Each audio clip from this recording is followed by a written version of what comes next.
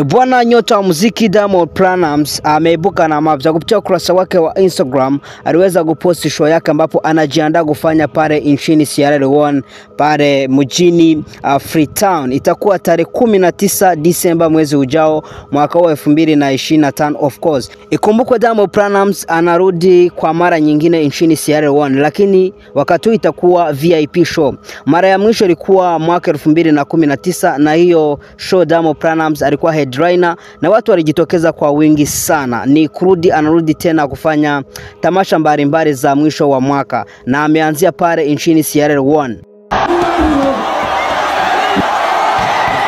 Hii ilikuwa ya mwaka 2019. Unaona jinsi gani wana Sierra Leone walimpokea vizuri sana Diamond Platnumz kwa hiyo wakati, na namba zinasoma watu 70,000 walijitokezea kwa hiyo show ya mwaka 2019. Na ukumbuke Diamond Platnumz amekuwa na